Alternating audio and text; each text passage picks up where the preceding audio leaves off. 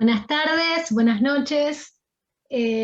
Muchas gracias por acompañarnos y les doy la bienvenida a este espacio que llamamos Encuentros Quilca, Intercambio sobre Cultura Visual Colonial. Este es un espacio que se inaugura en el día de hoy con la presentación del doctor Pablo Amador, y es un espacio que forma parte del programa Quilca de estudios visuales sobre arte colonial sudamericano que desarrollamos en el marco del Centro Materia en la Universidad Nacional de 3 de Febrero. El programa Quilca es un conjunto, agrupa un conjunto de investigadores y de investigaciones sobre la producción artística colonial sudamericana, y estamos realizando muchas actividades. En ese sentido, esta es una de ellas. Obviamente, como ustedes saben, nos agarró la pandemia y estuvimos un poco recalculando el rumbo, pero acá estamos muy animados con estas actividades que estamos organizando, y en particular, además de este ciclo de encuentros, comentarles que para diciembre tenemos planificado el primer Congreso Internacional sobre Cultura Visual Iberoamericana, siglos XVI a XVIII, cuya convocatoria a ponencias está abierta. Estamos esperando entonces las propuestas de todos ustedes para este congreso, que se va a desarrollar de manera virtual en diciembre de este año.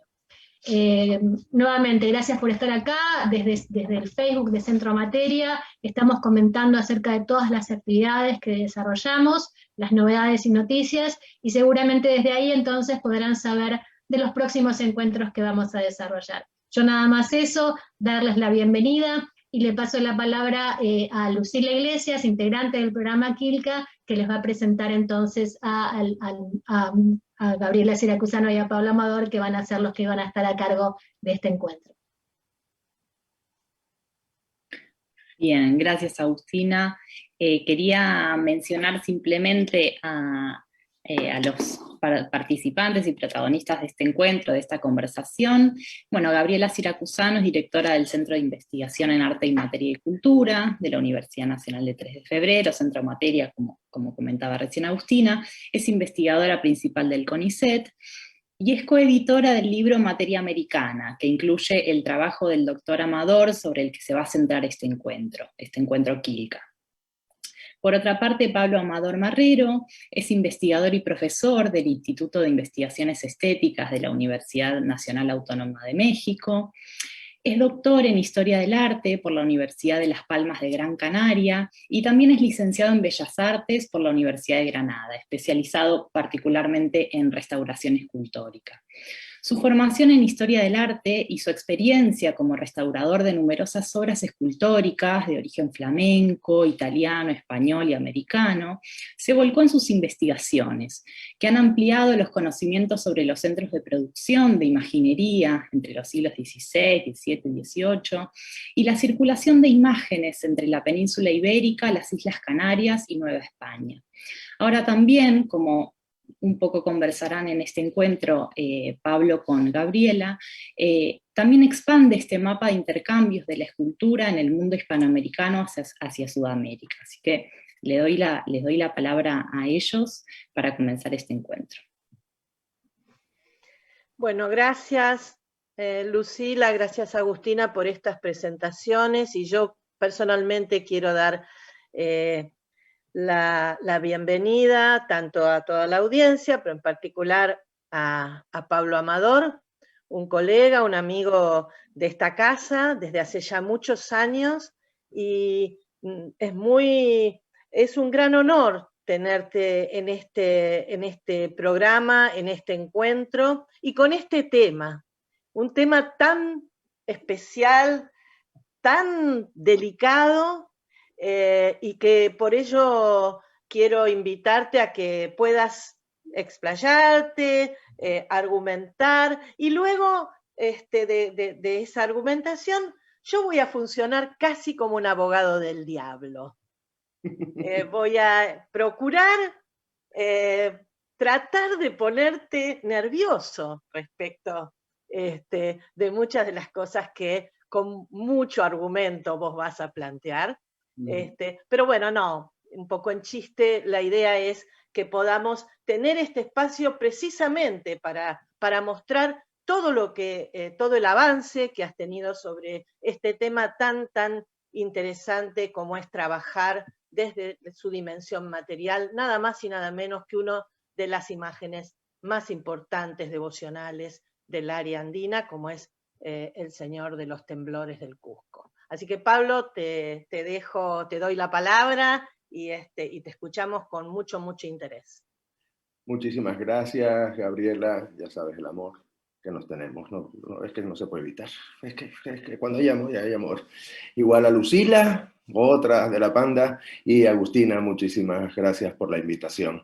Siempre es un placer y para mí una obligación, porque veréis que mucho de lo que voy a hablar hoy se debe a mi aprendizaje o a fortalecer ciertos pilares y a creer un poco más en mí mismo y en mis metodologías, y eso se lo debo a ustedes y se lo debo al proyecto de la Getty, de donde deriva la publicación, y creo que para mí es fundamental, y también fue lo que me ayudó a sentar todo esto que hoy vamos a hablar, que empieza a tener repercusión. Ya me empiezan a escribir, como me pueden mandar el PDF del artículo, le digo, no, puede comprar usted el libro. Pero eso implica que ya hay interés, era una hipótesis y ahora creo yo que es más que una hipótesis, posiblemente una realidad que tampoco tiene que ser tan anecdótica ni tan extraña, porque hay que verlo con una naturalidad del siglo XVI, en un momento que las obras tienen que hablar. Y eso es una cosa que hemos trabajado mucho en el proyecto con ustedes, era las obras, siempre que pivotáramos alrededor de las obras. Y eso es un poco mi tradición también como restaurador, ¿no? Esa observación de las piezas. Entonces, para mí es un placer inaugurar estas jornadas que vais a ir haciendo, de lecturas asociadas a los autores. Creo que es fundamental. Creo que la encerrona es buena porque te hace reflexionar, igual que nos hacía reflexionar en Los Ángeles, nos hacía reflexionar en Argentina, en Buenos Aires, en Rosario. Todas esas reflexiones siempre son buenas y son bienvenidas. Cumpliendo con lo que me habéis pedido, voy a presentar un PowerPoint. Si hago compartir pantalla, Lucila. Ok. Voy a empezar con un pequeño PowerPoint de orientación. No les voy a desvelar todo el texto. Compren el libro. Hay que comprar libros. Lo que quiero es presentarle un poco ciertas herramientas y ciertas argumentaciones para lo que finalmente decidí llamar a Geografía Épica, pautas para la declaración del origen novohispano del Señor de los Temblores de la Catedral de Cusco.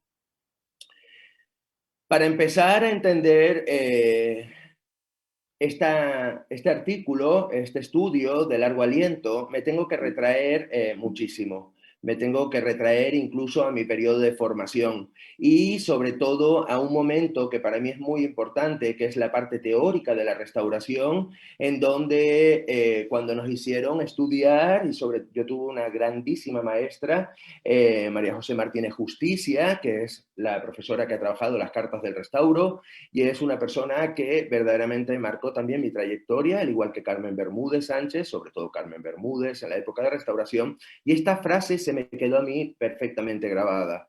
La restauración es el momento metodológico de reconocimiento de la obra de arte, en su consistencia física y en su doble pluralidad, estética e histórica, en orden a su transmisión al futuro. Para mí eso es fundamental. Es una parte del desarrollo de mi forma de entender la restauración como ese momento ideal de conocimiento. Espero que se estén viendo las láminas. Perdón, ¿se ven las láminas? Se ve perfecto, okay. Pablo. Gracias, Gaby.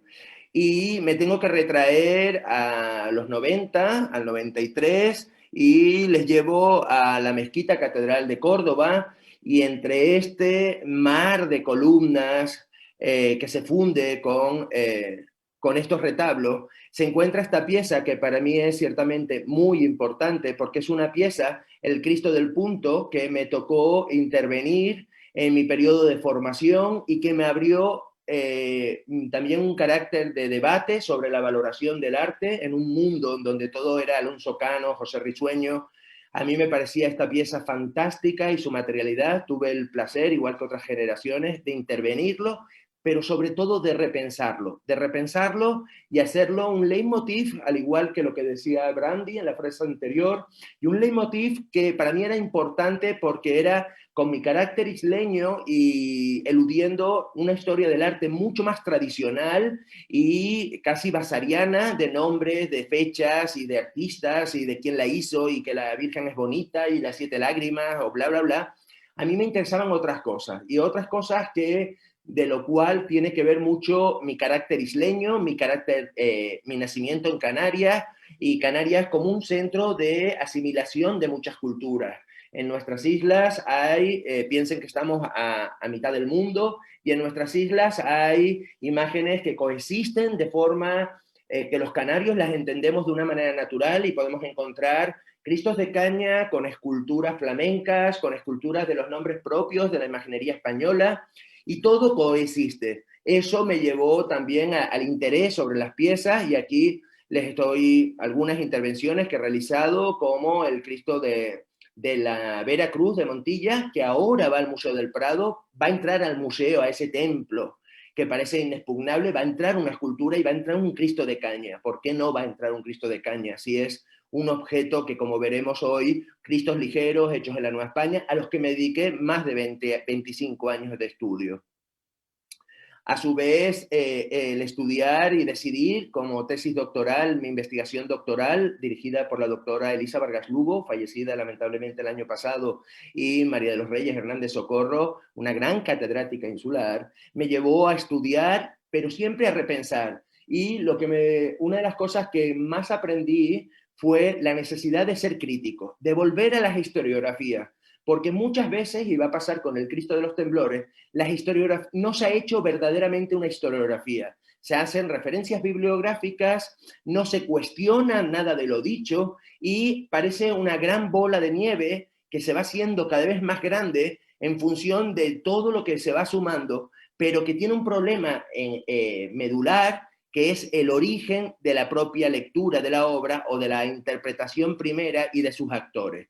Eso me llevó también a revisar la escultura ligera novohispana, la escultura que se produce en el siglo XVI, que tiene elementos propios como la caña del maíz, con una tradición de ídolos prehispánicos que se desmorona porque no tiene sostén, porque es una base muy antropológica, donde las obras quedan relegadas, y que me llevó a estudiar Cristos y a publicaciones como el Cristo de Telde, que tienen en pantalla, o mi propia tesis doctoral, que es la imaginería ligera novohispana en el arte español de los siglos XVI y XVII, aquí tienen el segundo tomo, en donde a través de las esculturas conservadas en España, su catalogación, su revisión y preguntarle a la materialidad, empezamos a hablar de los Cristos, productos, después de más de 25 años de trabajo, los productos novohispanos desde otra manera, vinculados con Flandes, vinculados con los procesos de seriación necesarios para satisfacer la evangelización, la utilización de imágenes en la evangelización, algo que ya había utilizado, por ejemplo, Isabel la Católica, como demuestra Felipe Pereda en sus imágenes de la discordia, y son textos que lo que vienen a hacer son, sobre todo, revisionistas, y a partir de esa revisión, nuevas cuestiones. En esas nuevas cuestiones me aparece sobre todo un personaje que es Jennifer Roberts, con un texto que va dirigido a los jóvenes, pero que para mí es fundamental también, que me lo descubrió Paula Mues, mi compañera de México, que es el poder de la paciencia. Y nosotros, los restauradores, si algo tenemos es la paciencia infinita. Y ver y hacer hablar y mirar y hacer preguntas continuamente sobre la obra que está en nuestras manos. El ser médico de esos pacientes tan relevantes ayuda muchísimo a hacer preguntas, y hacer preguntas sobre el propio proceso de intervención. No solamente restauramos la materia, sino también repensamos lo que estamos viendo anexo al deterioro. Es un momento, y vuelvo a Brandy, fundamental.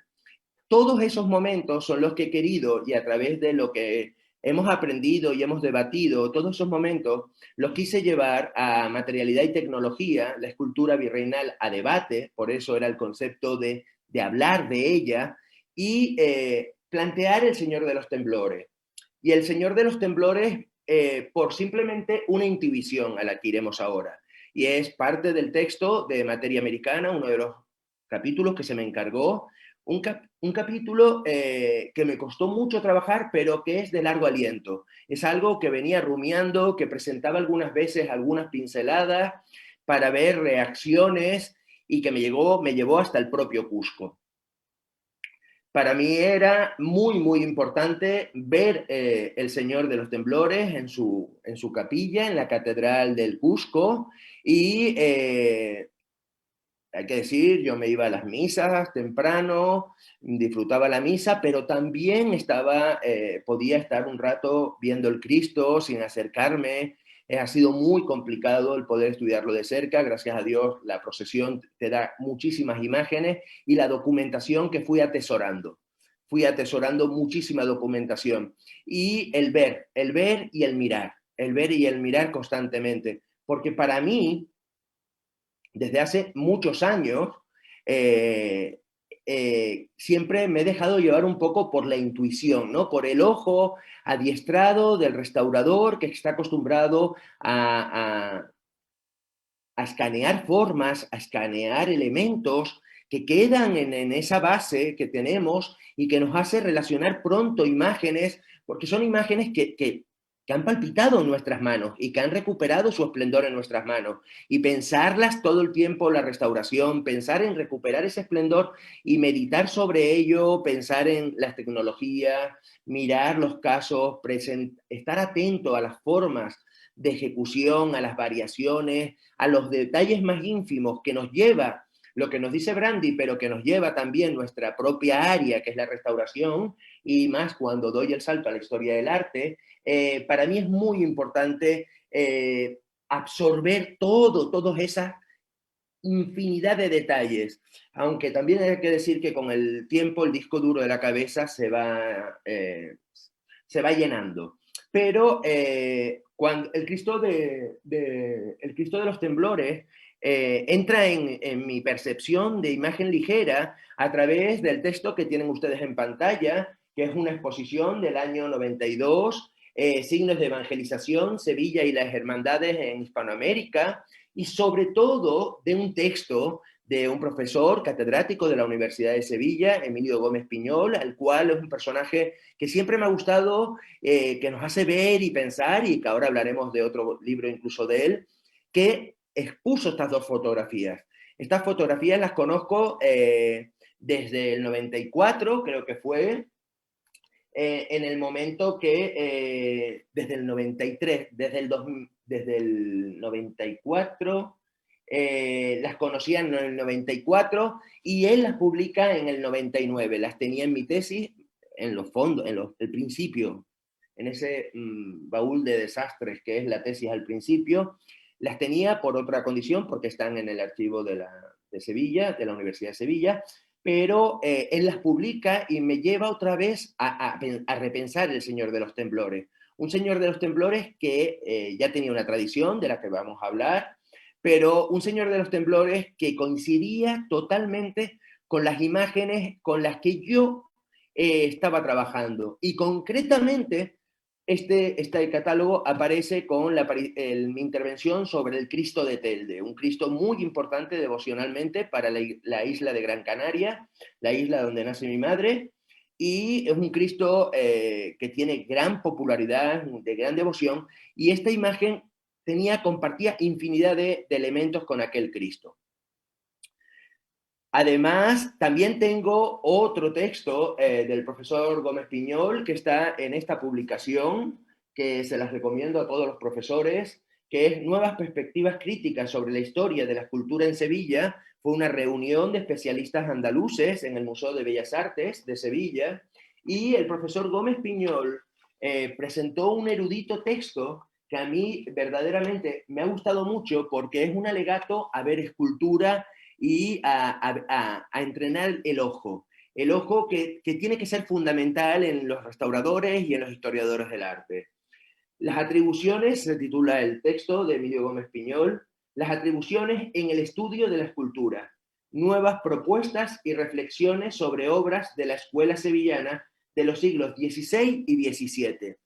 Y en ese texto, que se los recomiendo, en ese texto es todo un alegato a ver. Y todo ese alegato me lleva otra vez al Señor de los Temblores, a un Señor de los Temblores que, ya yo decía, tiene demasiados puntos de contacto con la escultura ligera. Hay escultura ligera porque yo me creía todo lo que se había dicho el Señor de los Temblores. Luego ya empecé con mi tesis y empecé a hacer historiografía crítica, no revisiones bibliográficas, sino una historiografía crítica de análisis. Y en esa historiografía apareció otra vez el Señor de los Temblores.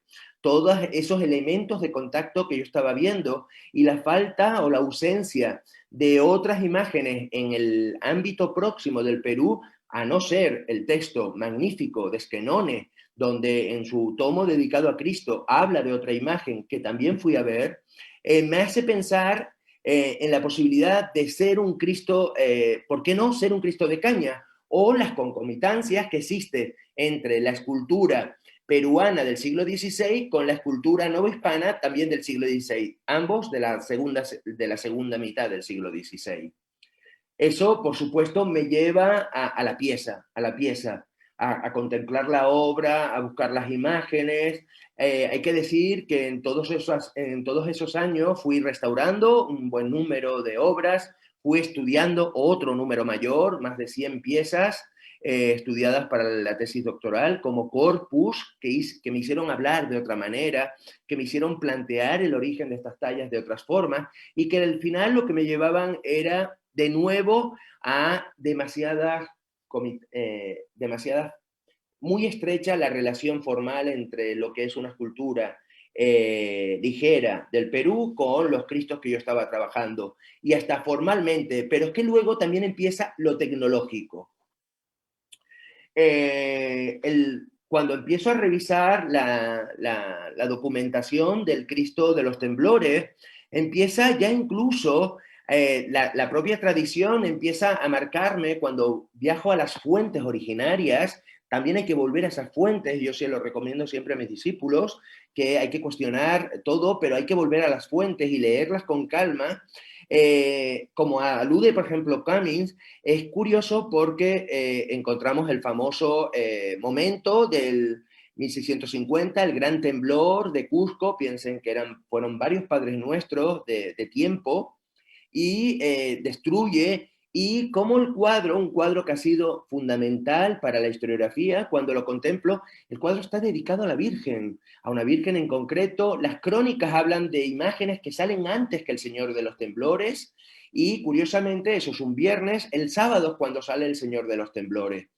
Y cuando viajo y me detengo a ver el cuadro y aplico la paciencia que los restauradores tenemos en la visualización de la obra, me encuentro cosas que verdaderamente a mí ya me habían llamado la atención desde las lecturas o desde la contemplación de las propias obras, las diferencias, el hecho del protagonismo de la Virgen, la dedicación del donante sobre el protagonismo de la Virgen, el Señor de los Temblores como una pieza menor, un grupo, un contexto que también parece que no se puede descartar que incluso sea incluso posterior.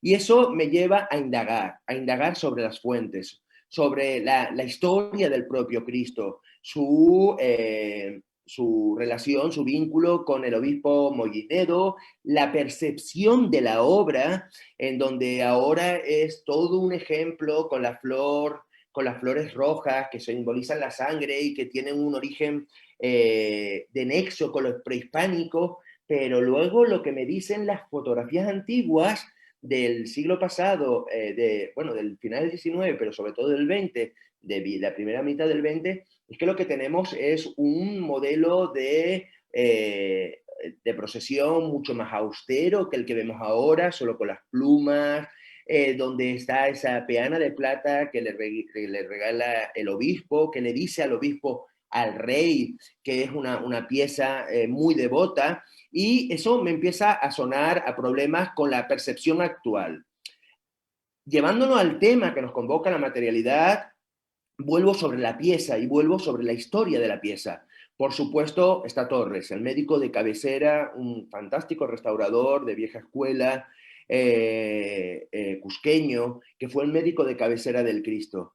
Lo intervino en varias ocasiones y junto con Kerehatsu estuvo muy atento a la materialidad y a la tecnología. Y lo que es más, escribieron de ella. Y aquí tienen los apuntes propios del restaurador, de Jesús de Torre Ibarra, Historia técnica del Señor de los Temblores. Y me parece interesantísimo cómo están leyendo la imagen, la están interviniendo, están llegando a su interior. Ellos suponen que para que el Cristo tiene que ser un hato de pajas, porque es una pieza que parece que está con un molde, y el molde, para ese molde necesitaron un muñeco de paja. Van diciendo que los materiales lo van explicando, tienen unos bloques de maguey, están leyendo los materiales como encima de ese molde que tienen aquí, que es lo hueco, que es toda una cavidad que al hablar de molde hay que hablar de modelado, una pieza que se saca de los moldes, que se junta, y bloques de maguey, o sea, muy ordenado, pequeños tabiques de maguey, que es lógico, y yo decía, pero bueno, esto parece la técnica, los cristos de caña son así, y nos va aportando el maguey, que es una planta autóctona, pero también en un momento dado al principio se habla de piel de llama, el pergamino de ese material interno, de esa horma, es llama, y entonces empiezan a relacionarse con materiales autóctonos, siempre materiales autóctonos, ¿no? Los tubos de pergamino, esos pergaminos de llama, el maguey como una planta también del lugar. Y eso lo que va a hacer, y es algo que tanto Agustina como Gabriela trabajaron fantásticamente en la introducción de materia americana, pero también en los diálogos que trabajamos a lo largo de estos años con el proyecto Getty, en las cuestiones y en cómo se va leyendo. Lo que a mí me llamaba mucho la atención es cómo una pieza muy devota para el pueblo originario, se iba volviendo una imagen casi de signo patriótico, porque la restauración fue la causa, y cronológicamente en la historiografía se ve perfectamente, la restauración de la obra fue la causa, y la identificación de materiales fue la causa de la exaltación nacionalista de la escultura. Una exaltación a los orígenes prehispánicos, a prevalecer lo prehispánico, y eso es muy interesante, porque es lo mismo que pasó en México, nada más y nada menos con la escultura ligera. Pero es muy significativo que sea a partir de la restauración cuando se exalta. Y curiosamente, en muy poco tiempo ya eso es incuestionable. El Cristo tiene el saber prehispánico, tiene los materiales incaicos, tiene las formas de cierta resistencia, entre comillas, y eso me interesa. Y me interesa por cómo la historia o las lecturas parciales de la historia, según los personajes y según las posibilidades de esos personajes y la materialidad a la que acceden y las lecturas a las que acceden, están interpretando esa materialidad. Y al transmitirlo en artículos, el Cristo se convierte verdaderamente, y la historia lo va a hacer así, una historia muy rápida de unas cuantas décadas, lo va a convertir y exaltar como un elemento de naturaleza prehispánica o de origen prehispánico por su materialidad. Y es más, incluso cuando las nuevas restauraciones más científicas, que lo que hacen es retocar la imagen siempre se ha mimado muchísimo, tiene una intervención no hace tantos años, las nuevas intervenciones incluso vienen a recalcar, pese a que van cambiando ciertas formas de entender, incluso ya dicen que la madera de las manos y de los pies pues parece una madera de balsa, se confirma que no es piel de llama lo interior, sino una suerte de papel, y se empiezan a mantener esos ideales hasta tal punto que hay un juego entre lo prehispánico, lo hispánico, y luego encontramos hasta el propio nombre. El nombre del señor de los Taitacha es un nombre que parece muy prehispánico, pero que al final es un nombre de papá en castellano antiguo. ¿Y cómo se va mutando? ¿Cómo el conocimiento de esa materialidad, aunque cambie la identificación de la materialidad, ya es innegable su origen, su nexo con lo prehispánico? Y por eso les pongo esta imagen, la procesión del Taitacha, de los temblores, que es muy alusiva, y lo que me interesa es cómo la pieza es finalmente, antes se leía con naturalidad por la población indígena, por supuesto, que es su gran protección, pero no se leía en esa clave, pero esas claves a partir de la restauración y la identificación de esos materiales, al final lo que ha hecho es eclosionar y hacer como verdaderamente un momento muy importante de identificación y de exaltación nacionalista. Una identificación nacionalista que tampoco debe parecernos extraña, porque está asociada a movimientos y a momentos históricos, sobre todo, por supuesto, en el siglo pasado, aunque parece que volvemos a ello. Entonces, yo lo que hago es, a partir de todo ese conocimiento que se va escribiendo, incluso con informes de restauración, con fotografías que nos han publicado, que fueron muy difíciles de conseguir, un informe que se me resistió, el último de restauración, pero que lo obtuve, y entonces, a partir de leer a Torres, los nuevos restauradores, las crónicas, lo que hice fue ir reconstruyendo. Y aquí lo que vemos es que el Cristo tiene una horma, y el Cristo es una horma en la parte central, como dice Torres, con otras hormas para las piernas de un papelón, o sea, de un cartón hecho a base de varios papeles. Y lo que voy haciendo es comparando. Lo voy llevando a mi campo y voy comparando. Todas esas relaciones las voy a establecer con mis conocimientos de la escultura ligera, porque ellas mismas me están dando las pautas de que van más allá. Y entonces les pongo en este caso el Señor de Santa Teresa, una pieza muy famosa en la escultura novohispana, una obra a la que se le cae en un temblor, también se le cae el cimborrio de su templo, Santa Teresa, en la Ciudad de México, se le cae encima, se destroza, y hay una crónica de la restauración y una descripción preciosa de su materialidad. Pues entre descripciones y mi conocimiento a través de restauraciones, más de una quincena de Cristos y de muchas intervenciones, lo que voy haciendo es comparar, y vamos a encontrarnos la horma hueca. Por supuesto, la utilización también de elementos como fragmentos de madera para los pies y las manos. En este caso, en el Cristo de caña, son piezas de colorín. El colorín es una madera liviana, propia de la meseta. Y en el Cristo de Cusco, curiosamente, es una madera de balsa. Pero cuando vas a la madera de balsa, te das cuenta que la madera de balsa no crece a la altura que está Cusco. Es mucho más bajo y en un ambiente diferente. Entonces te hace pensar, ¿estamos viendo madera de balsa o se está leyendo como madera de balsa? Perdón que se me adelantó esto. También la utilización de elementos de pernos de madera que describen los restauradores cusqueños, lo tenemos incluso en la inserción de hormas para el Cristo de Santa Teresa.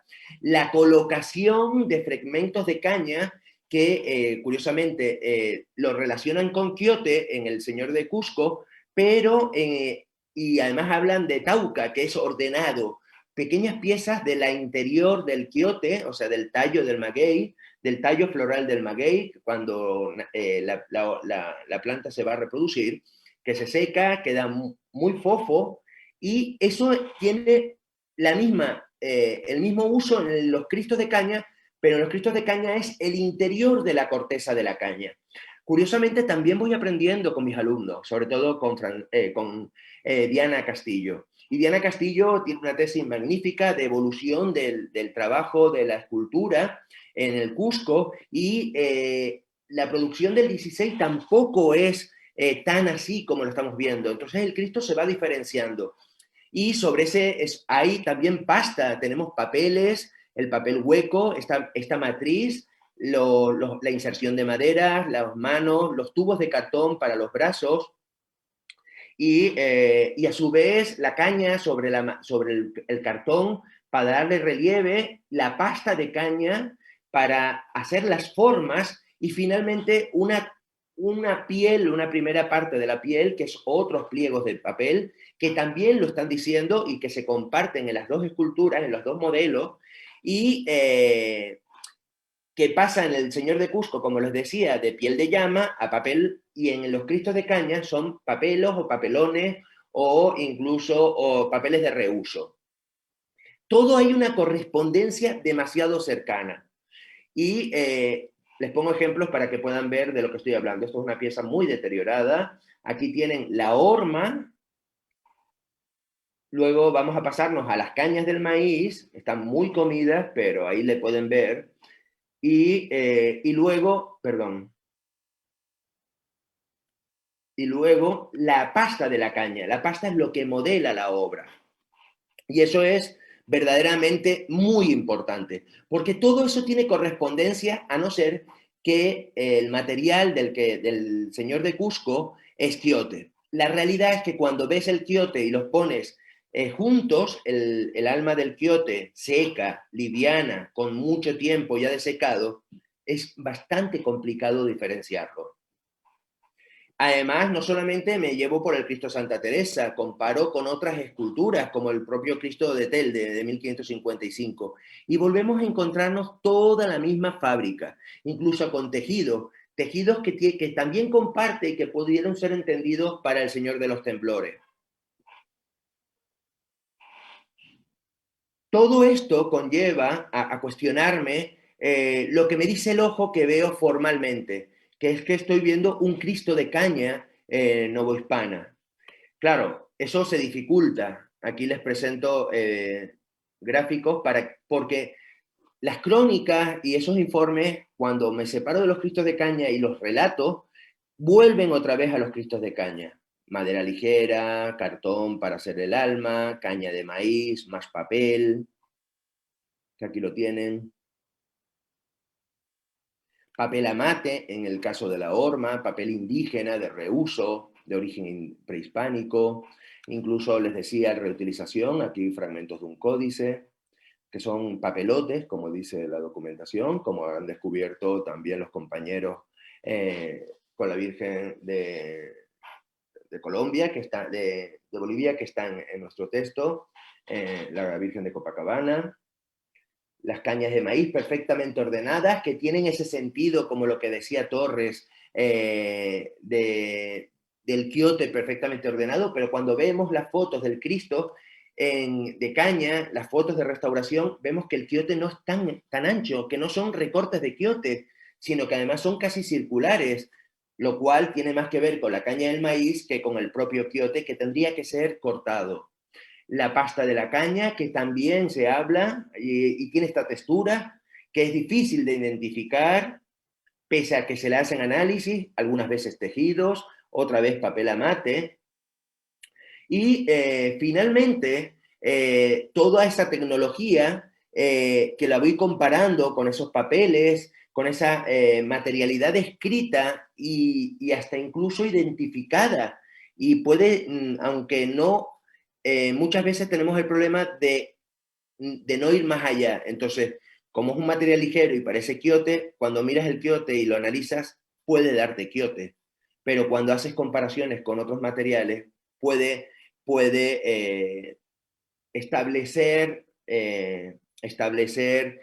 elementos que te lleven a identificar otros materiales. Y en este caso, por ejemplo, el papel. Y esto es fundamental, porque en una de las restauraciones históricas se sacaron algunas muestras del Cristo de Cusco, y cuando ya estaba hecho este texto que fue una hipótesis en la que yo solo creía, yo lo decía, y los compañeros, incluso Gabriela, por supuesto, Agustina, discutíamos mucho, teníamos siempre, por supuesto, la sombra de Esquenone, ¿no?, sobre el Cristo de los Temblores, pero una cosa que es muy importante es decir, es que no creemos eso, pero nos estás dando muchos argumentos. Y ese fue el texto que desarrollé. Era una hipótesis contrastando todas las fuentes documentales y todas las fuentes analíticas.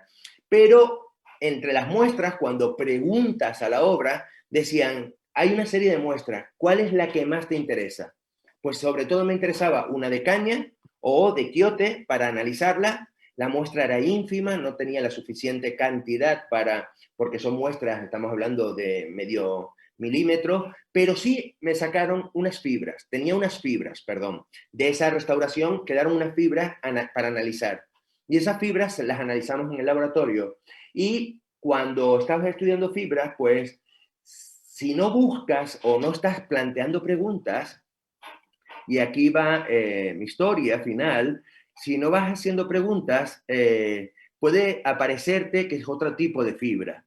Pero cuando estás preguntando si el Cristo es de caña, y sabes que los cristos de caña tienen papel amate, para distinguir el amate necesitas ver estas camisas. Y entonces necesitas trabajar con el microscopio, cambiar la reflexión del microscopio para que aparezca esta camisa, que son estas membranas casi transparentes en torno a las fibras, que son las que confirman que es amate.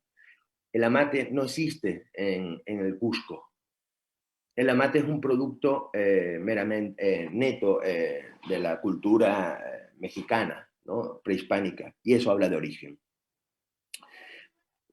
Teniendo eso claro, y a modo de reflexión final y conclusión, me permito leerles este pequeño texto, porque para mí es un homenaje a las que son mis amigas, pero también son maestras, y para mí es un regalo que me marca haber leído esto, que incluso lo tengo en mi texto del Museo del Prado, de la exposición del Museo del Prado de dentro de unos meses, a la que les invito, y donde tanto he aprendido y no he querido dejar de llegar a ello como una conclusión. La dimensión material de una imagen encierra, a veces de manera imperceptible a primera vista, las huellas de la vida de ese objeto. Develar esas marcas, esas huellas y traerlas al presente para que puedan ser contrastadas con otras fuentes, como las escritas, orales o visuales, es un ideal que requiere que convoquemos un concierto de miradas. Desde los abordajes de la historia del arte que han comenzado a incluir esta dimensión material en sus especulaciones, historia cultural de las imágenes, antropología de las imágenes, la biografía de los objetos, etc., y la aplicación de diversos métodos científicos que provienen del campo de las ciencias químicas y físicas, a partir de los cuales podemos caracterizar materiales, comprender técnicas compositivas y constructivas o analizar los procesos de deterioro de dicha materia, hasta los valiosos aportes que ofrece la investigación en conservación, restauración y su práctica. El diálogo entre estas y muchas otras disciplinas es no solo necesario, sino, a esta altura, obligatorio si deseamos analizar en profundidad estas instancias de la creación. Esto es lo que mejor resume mi trabajo para el Señor de los Temblores, lo aprendido y lo que espero enseñar. Muchísimas gracias.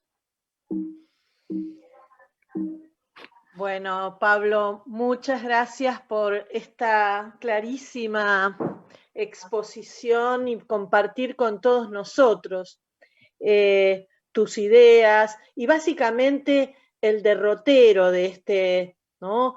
Cómo fue el caminar esta investigación. Y me imagino que hay un montón de preguntas que se han suscitado entre quienes te han escuchado. Yo tengo también las mías. En principio, esto que vos mencionaste en determinado momento, que liga o que presenta este binomio entre identidad cultural, identidad regional, local, nacional y materialidad, es un binomio que todavía merece discutirse más, ¿no? Sí, ¿qué es lo que sucede? ¿Por qué necesitamos vincular estos dos conceptos? Y a veces es tan difícil cuando se dan investigaciones como las que vos estás planteando, es muy difícil procesarlo a la luz de este binomio. Me gustaría que primero me cuentes o charlemos un poco sobre este tema. ¿Qué implica, ¿no?, el estudio de la materialidad y la identidad? ¿No? Porque es una relación muy particular que se da en obras coloniales, particularmente en esculturas. Sí, sí, sí. Es que de ahí viene lo de agiografía. Agiografía es que el Cristo se ha hecho un héroe, pero el Cristo vivía perfectamente feliz en la devoción popular, en la devoción del cusqueño, en la devoción del peruano, porque estamos hablando de una imagen fundamental y en el arte, ¿no? Y vivía feliz.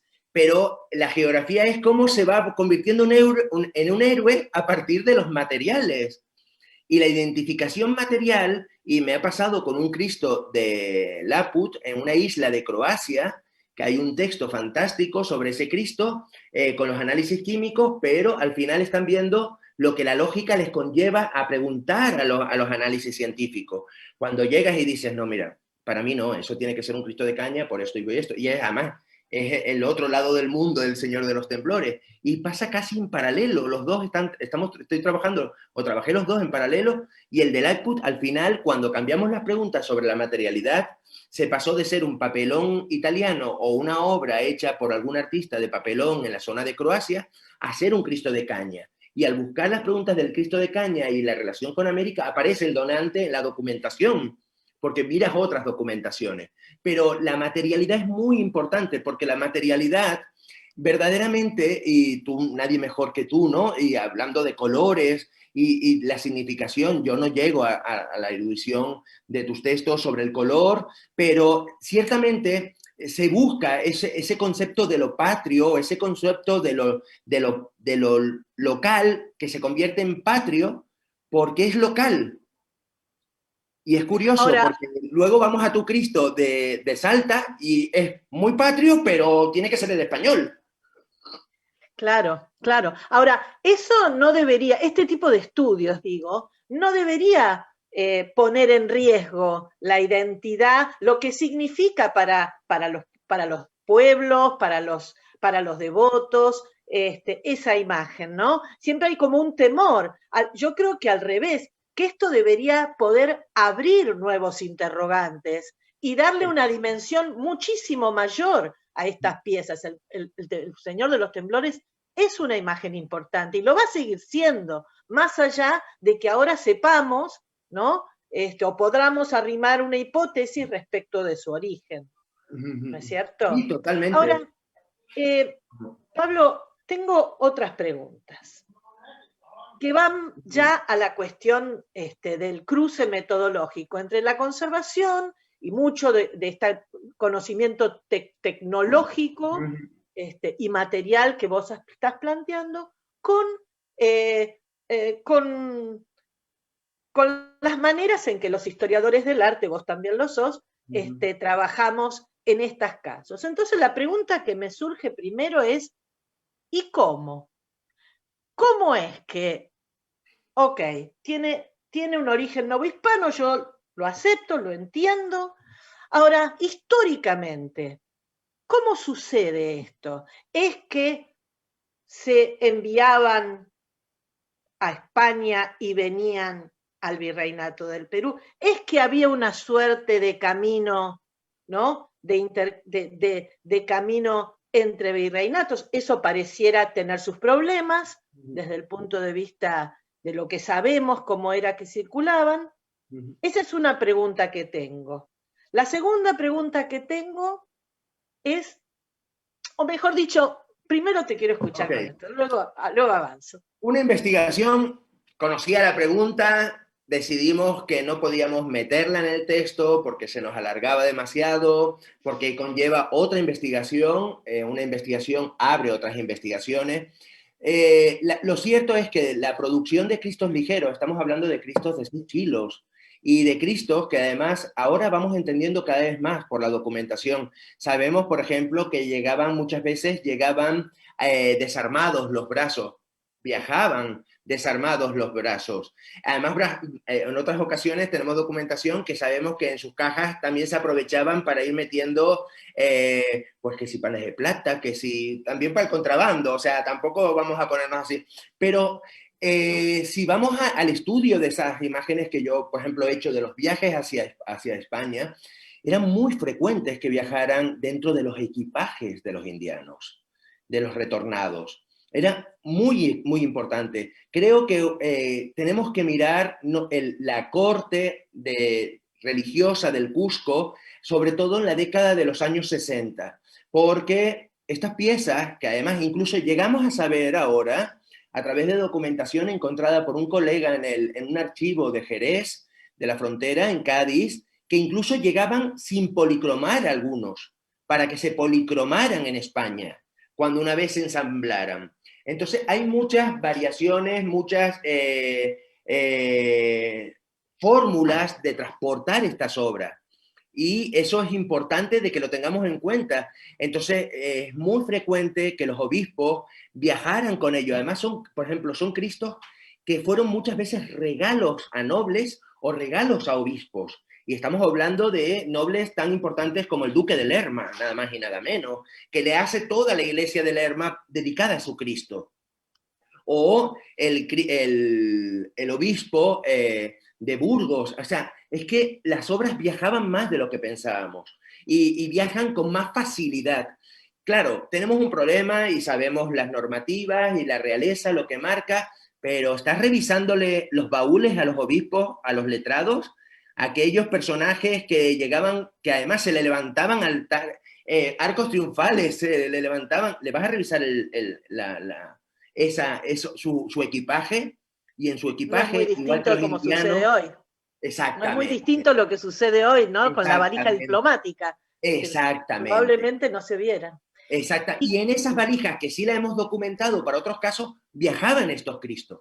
Y tienen un nombre, Pablo, tengo una duda, una inquietud, porque esto no lo sé, es que así como en otros casos, como por ejemplo la pintura de Caballete o la pintura sobre cobre, hay una manera de designarlos, hay una manera de identificar en las listas de mercaderías o en un inventario o lo que sea, o en un testamento. A veces podemos nosotros, los historiadores del arte, identificar ese tipo de piezas. ¿Es que hay alguna denominación que vos hayas identificado para decir, esto era una, no digo que diga escultura de caña, pero esto es una escultura ligera? De eso trata un poco mi artículo en el Museo del Prado, de la percepción de lo americano, de los protagonistas, de cómo se llamaban los objetos en alusión a América. Y es casi un alegato, un homenaje a ustedes. Pero es que la documentación dice Cristos de caña. Y te lo encuentras como tal. O la llegada de Indias, de la Nueva España, de papelón de Indias. Pero luego hay incluso Cristos que llegan, el Cristo más antiguo, que no va a ir a la exposición, pero va otro Cristo muy importante.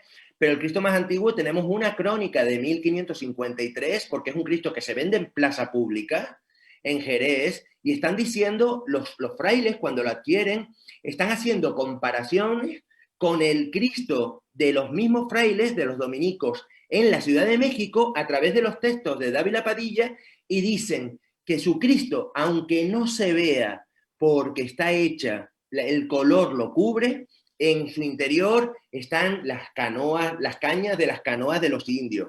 Claro, lo van interpretando, pero están hablando de la materialidad indiana sin verla, y la están exaltando. Y además hay crónicas de visitadores que dicen, un Cristo de los traídos de Indias. Y qué interesante eso.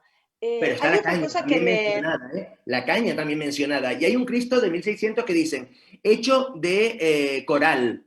Y tú dices, contra de coral. Todos que leemos documentación y ya sabemos cómo la documentación se va leyendo a través del tiempo. Claro, de coral es y tú dices, pues no, lo está mal escrito. Y no, el árbol del colorín tiene unas flores como una especie de espigas que son rojas como el coral, y el árbol del colorín se llama a veces coralín. Y es curioso porque eso está en un documento de 1600, y el Cristo en parte está hecho con colorín.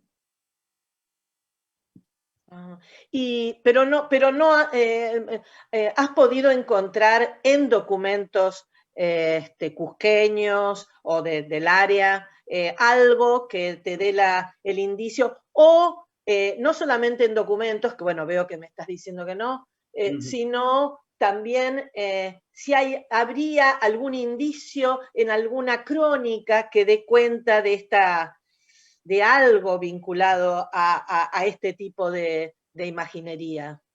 Lo que Desde el no punto de hay, vista material, digo. claro, fíjate que no. Sí hay alusiones muy puntuales, pero también vinculadas con la escultura en Quiote, pero no directamente.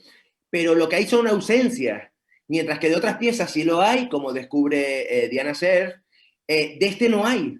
Y este es un Cristo que no tiene esa devoción. Este Cristo irrumpe en 1650. Y es muy, muy curioso, porque si nos vamos también a lo mateoscultórico, como dice Portús en su texto, los Cristos que se están proyectando, al final, lo que está pasando es que están perdiendo su historia, se les está borrando su historia para escribir nuevas historias. Y eso le pasa al Señor de los Temblores. Hay otra cosa hay un detalle que vos mencionaste cuando hablabas de la madera balsa. Sí. Bueno, yo podría decirte, ok, puede no tener un origen, no tener una procedencia cercana, no hay en el Cusco, no a esa altura, pero eso no quiere decir que no pudieran acceder a ese material, ¿no es cierto? Porque también circulaban los materiales en los diferentes mercados. Podrían haber perfectamente adquirido esto. Ahora, sí me interesó algo que vos me dijiste cuando hablabas de la madera balsa, respecto de que las fuentes hablan de eso, pero también uno dice, bueno, ¿es madera balsa o se lee como tal? Todo Y se acá me lee como interesó, tal. porque esto es algo que es una constante cuando los que trabajamos materiales en el periodo colonial, y muchas veces, por ejemplo, ligada a la mirada de quienes no pertenecen a la cultura de origen, es decir, europeos que llegaban y contaban lo que veían, y cuando contaban lo que veían, lo que encontraban, o cómo las culturas locales usaban tal o tal cosa, claro, lo contaban dentro de su horizonte de conocimientos, no pueden contar sobre lo que no conocen. Entonces van a decir, no sé, este polvo verde es como el cardenillo que usan los pintores. Claro. Sí, por supuesto. Pero uno en realidad no sabe si en realidad era cardenillo u otro material que, como ellos no conocían, es obvio que no van a contar lo que no conocen. En el caso, me parece que ese es un ejemplo, desde el punto de vista metodológico, me parece interesante, Sí, ¿no? totalmente. Esto que vos mencionaste, ¿es o se lee como que es? Porque eso nos ha llevado a muchos también errores. Se lee. Porque la idea es que sí, efectivamente, se lee como es. Pero se lee hasta los 80 y hasta los 90 y hasta prácticamente la última intervención. Nadie cuestiona que lo que estás viendo no sea quiote, sino sea caña. Pero cuando ves las fotos de la restauración, dice, el quiote no puede ser así, a no ser que eligieran las puntas del quiote los últimos 10 centímetros de 400 quiotes. Claro. Y la madera de balsa tampoco te aguanta eso, pero cuando entiendes que el colorín es familia de la madera de balsa, claro, lo vas entendiendo. Y entonces es lógico que toda la identificación del Señor de los Temblores, hasta el papel que ahora demuestra su origen mexicano y que viene a decir que posiblemente lo otro sea caña, lo otro sea colorín, claro, es porque está tan cerrado el núcleo a mirar lo que es próximo que no se ha pensado nunca en que pueda ser de fuera. Y entonces eso hace lógica todo ese tipo de lecturas. Ahora, este tipo de investigaciones, Pablo, lógicamente, como las que vos hacés, lo que lo que llevan es bueno, no solamente a replantearse un montón de cosas referidas a este tipo de piezas, sino también a promover el estudio comparativo, porque esto que vos hacés y conocés respecto de las piezas novohispanas, en el ámbito sudamericano, todavía falta, a mí me alegra que gente como Diana Castillo esté trabajando esto, porque es muy necesario. Solamente también haciendo con este método comparativo, es que, y esto de observar y reconocer, esto que vos empezaste con la frase de Brandy, ¿no? La restauración es un reconocimiento, pero esto debería ser algo que ahora no me puedo acordar quién es el que lo dice, probablemente alguno de los que se acuerde, pero esto bueno, sí, es un historiador francés de las mentalidades que dice, hay que ser, es decir, los historiadores del arte tenemos que ser restauradores y tenemos que ser químicos, lo digo entre comillas, así como cada una de las otras disciplinas debería ser ponerse como el traje, ¿no?, interno de otras disciplinas para poder entender este tipo de cuestiones, ¿no? Totalmente. Y es que si no, no hay avance. Y ahí hay una realidad mi madre, Santa Madre. Una Santa Madre. Maravillosa. Hay toda una realidad que es muy, muy interesante y que no llega a cuajar fuera de ciertos núcleos, que es ese vínculo estrecho entre el restaurador y el historiador del arte. Pero es más, hasta en las carreras hay que unirlos, pero enlazarlos como eslabones, verdaderamente fundirlos y entenderse como pares. Y saber preguntar desde un lado y desde el otro, y saber reconocer cuál es el lugar de uno y cuál es el lugar del otro. Y eso es fundamental para si queremos seguir enriqueciendo, sobre todo el área que nos convoca, que es la materialidad, ¿no? Quería comentar, perdón, brevemente, que hay muchos comentarios en Quería abrir justamente las preguntas. Sí, en esa transmisión en vivo. Muchas felicitaciones, personas alucinadas con tu presentación, así que, bueno, muy, muy contentas con las repercusiones. Algunos comentarios quería mencionar brevemente que destacan, ¿no?, la importancia, ¿no?, del rol de la metodología, de este modelo de trabajo que vos estás presentando, que combina también tu experiencia y que me parece que también se articula de manera muy interesante con otras personas que están trabajando, ¿no?, en la región, como mencionaste, como el trabajo de Diana Castillo, ¿no? Bueno, eso por un lado, la metodología es vinculada digamos, también a tu trabajo, a tu experiencia con las propias imágenes y también con las fuentes, ¿no? Esta metodología que has ido planteando de la manera en cómo leerlas, ¿no? Esto que venían charlando. Una pregunta también que apareció es si podías mencionar cuál era el otro Cristo que menciones, Quenone también, que señalaste. Sí, el de las monjas, ¿no? Gabriela, es el de las monjas. Está en el libro de Cristo, sobre Cristo. No recuerdo bien cuál. Sí, el de las monjas del propio Cusco. Y tenía toda la pinta, la verdad.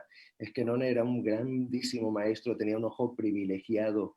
Y cuando pienso en las miradas de Quenone, y el honor que tuve de conocerlo, de verdad, es muy complicado llegar sin tanta trayectoria como la mía, llegar a dilucidar ciertas cosas, y es que Quenone lo hizo. Y planteó el de las monjas clarisas, creo que son, del propio Cusco, en uno de los retablos.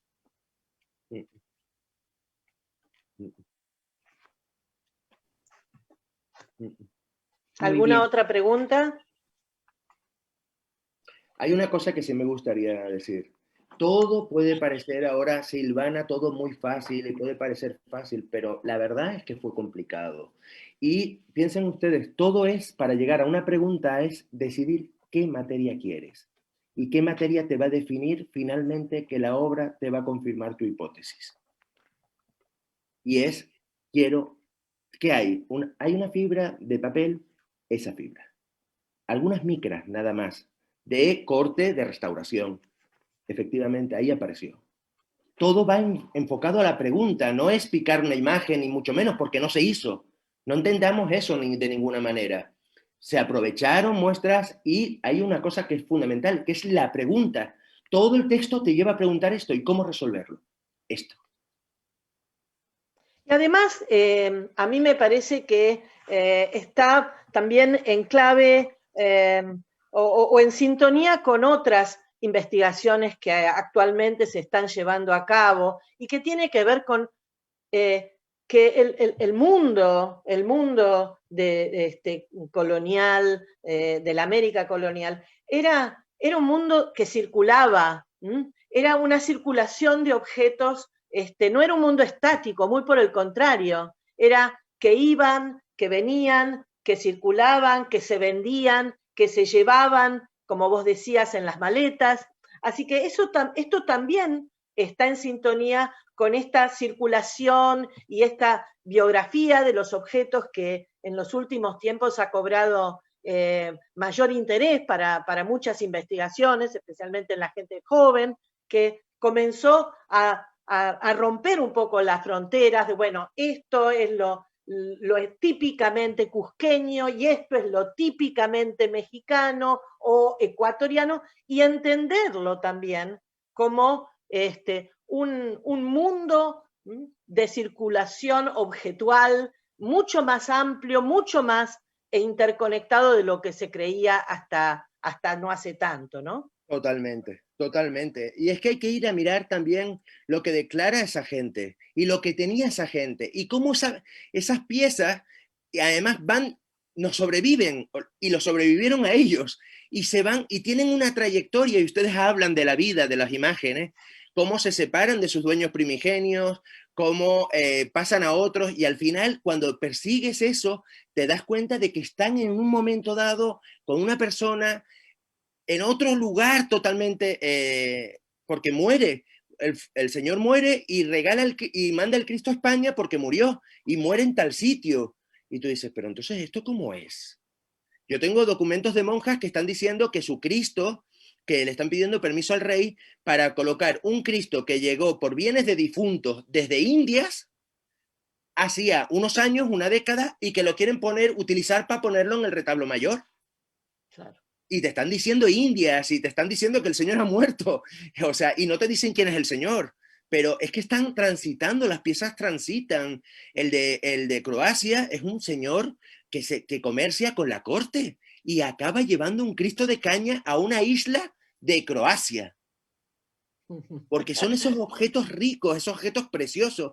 El Cristo de Zacatecas, de Montilla, que va a entrar en el Prado, lo regala un mercader de telas de origen montillano en Córdoba, en España, que se va prácticamente con una mano delante y una mano detrás, se casa con una descendiente de Cortés, hace un dineral y se vuelve a Montilla y se lo regala a la cofradía a cambio de unas prerrogativas, a la cofradía de la Veracruz de la que pertenece, pero es que Cristo después en la historia acabó llamándose también de los corteses. Y tú dices, ¿por qué de los corteses? ¿Por qué de los corteses? Como descubre un colega, Antonio, es porque se vincula con la familia de Cortés, porque ellos siempre reclamaron su origen con el conquistador. O sea, todo silvana y todo tiene lugar. Y viene y dije, y lo traje yo. Y eso hay que hacerlo hablar. Y cuando lo llevas a la materialidad te das cuenta, como bien dices, como decía Grusinski, ¿no? En Nueva York, o decía, cómo circulan. El mundo era mucho más pequeño de lo que pensábamos. Siempre decimos bueno, es que las corrientes, hay veces que las cosas llegan lo que tarda la flota en llegar. Yo siempre digo, ojo con las cosas, porque ustedes piensan que no, es que tardaban en llegar los modelos, tardaban en llegar lo que tardaba en llegar la flota. Eso si no participaban los canarios, que iban en barcos rápidos, barcos pequeños sin cañones, y hacíamos otro tipo de comercio pseudo ilegal. Lucila, ¿hay alguna otra pregunta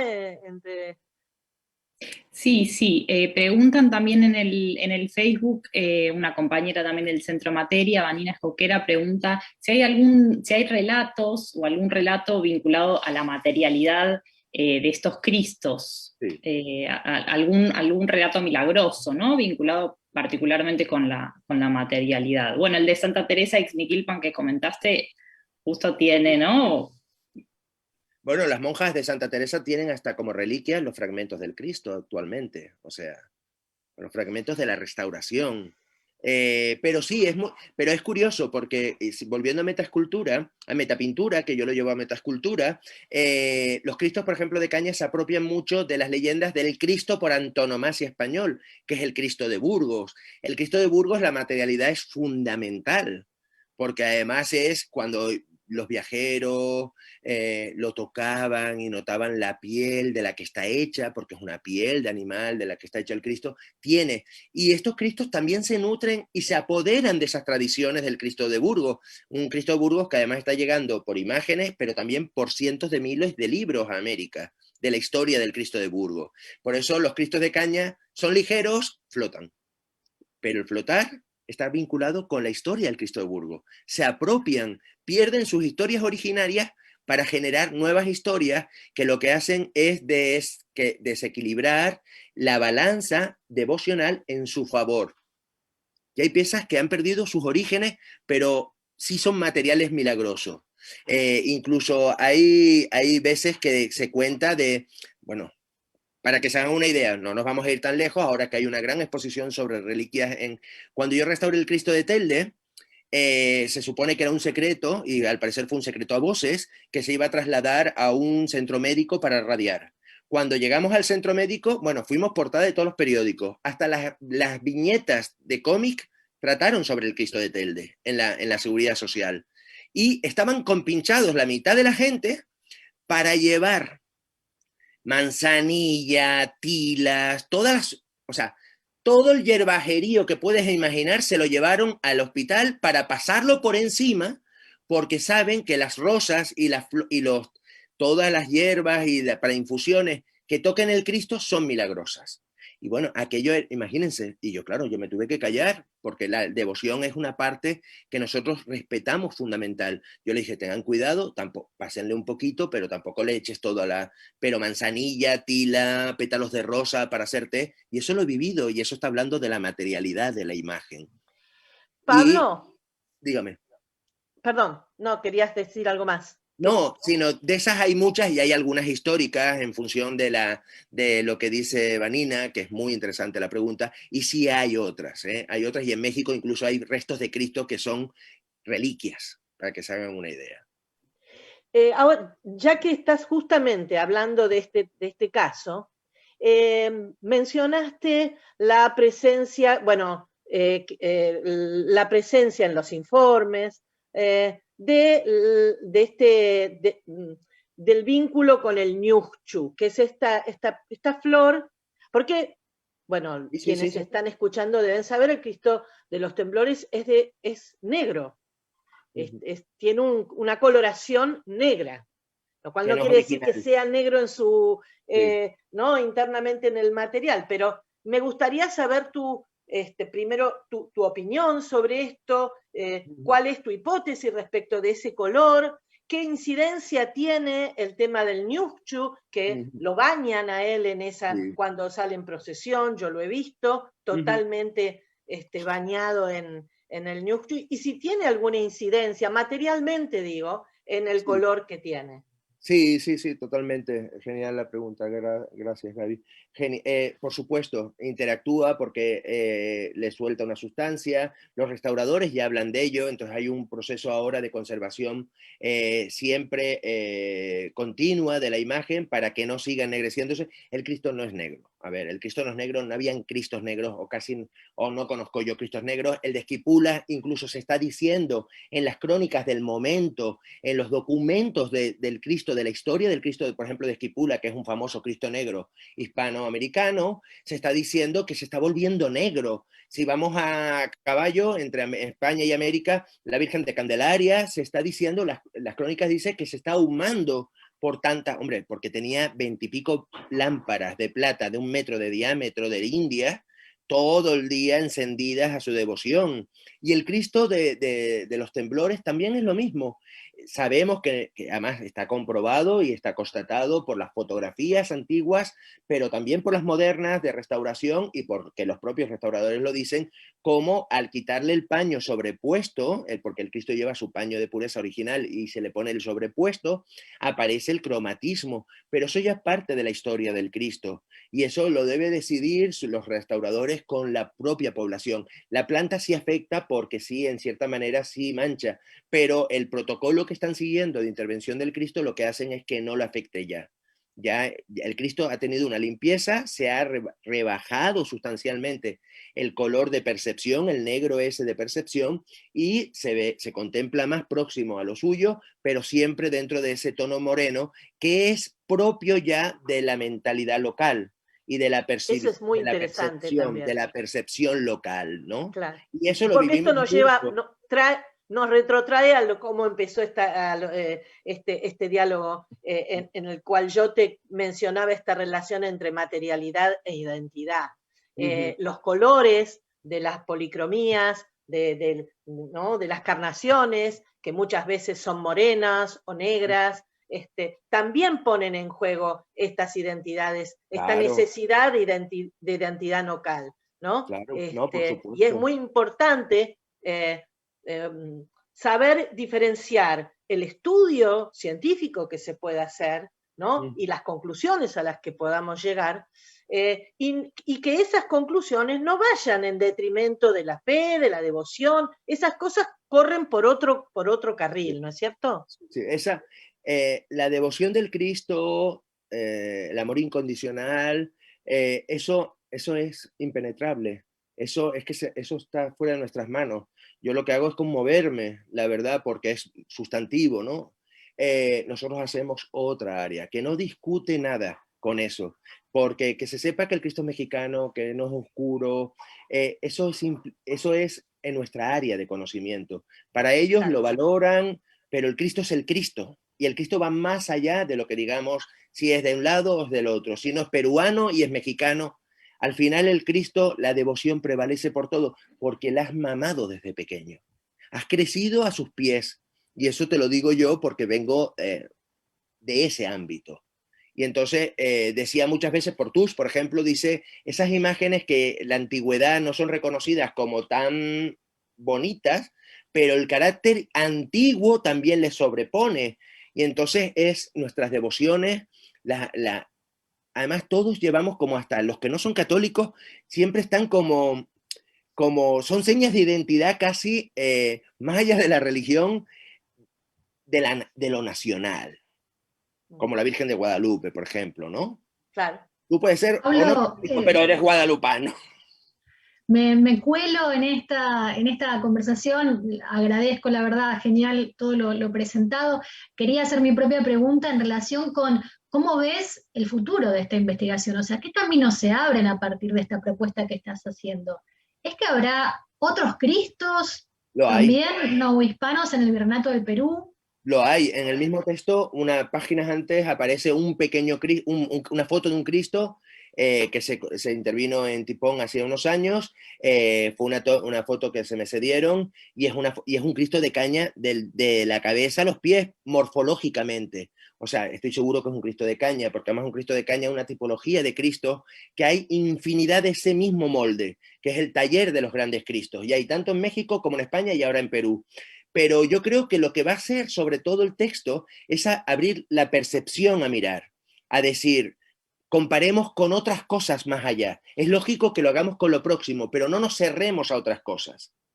Y eso en todo. Hoy hay una conferencia de un especialista español que decía que no podía haber tránsito porque los reyes decían, ¿quién le revisaba las maletas a un obispo?